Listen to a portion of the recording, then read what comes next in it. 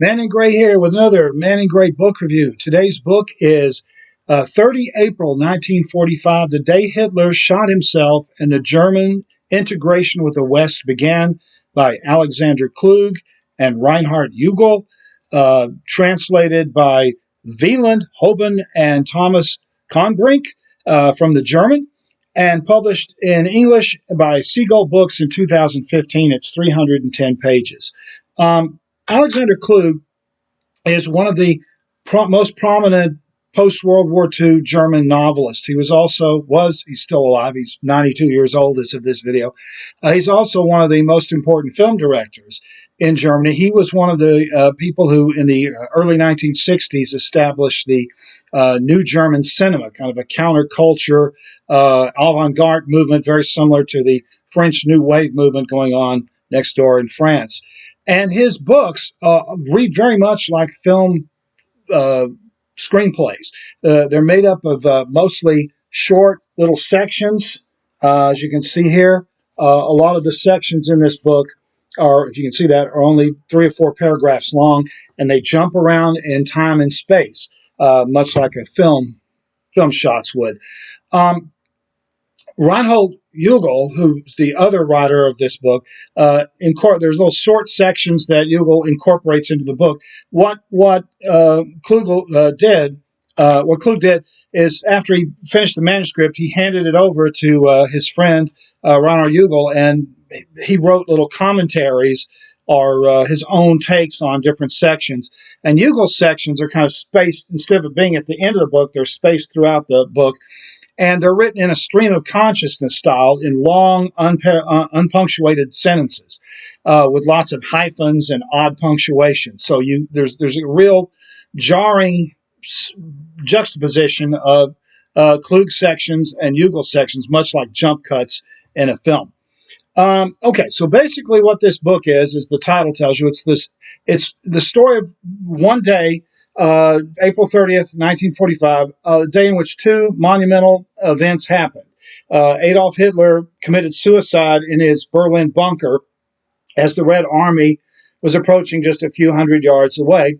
And then on the other side of the earth, in San Francisco, the United Nations was founded. And so Kluge tells the story of these 2 events and their effect on everybody else. As the UN is being founded, the first dispute that broke out was over whether Argentina should be admitted into the UN or not. The other South American countries wanted Argentina to be in there, but the Soviet Union was adamantly against it because Argentina had been an ally of Nazi Germany.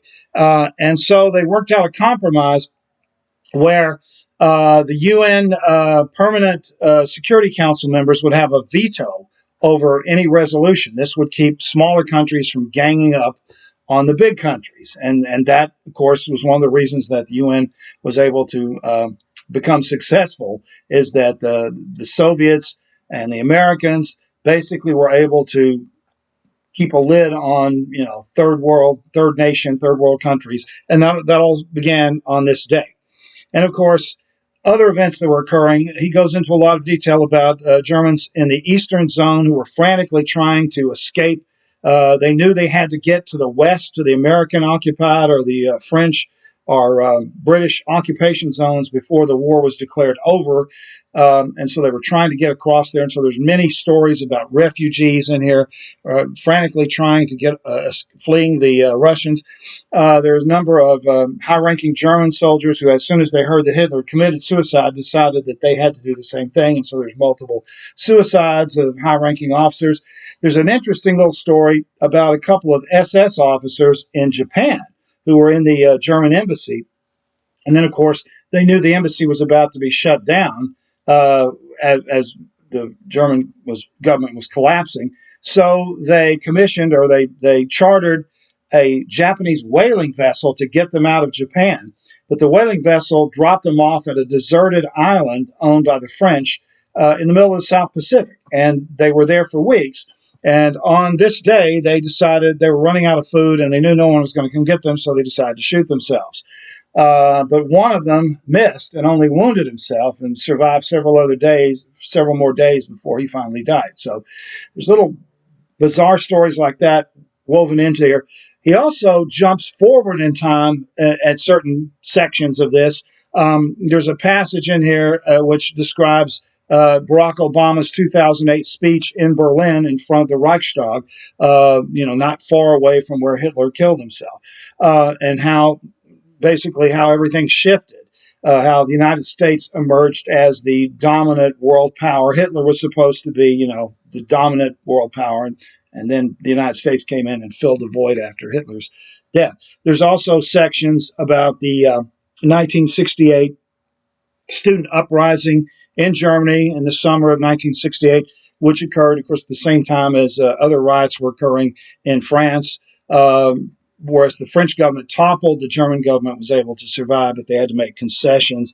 And then there's sections on events going back to the Middle Ages, where it talks about the 30 Years' War. And the point he's making is that a lot of the anti-Semitism and a lot of the violence and the so forth can trace itself back to the 30 Years' War period in the Middle Ages. So it jumps back and forth in time. There's also a section on Switzerland, of course, the neutral country in the middle of all this, and how they were dealing with the end of the war.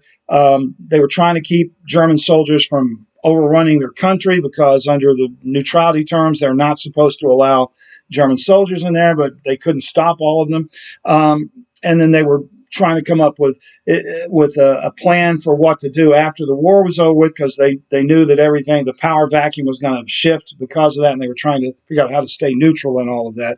There's an interesting little section about Kluge's hometown of Halberstadt, a small German town that was heavily bombed just a few days before April 30th, when the German general or the German officers in that town refused to surrender to the Allies. And so they bombed the heck out of the city, destroying almost all of it.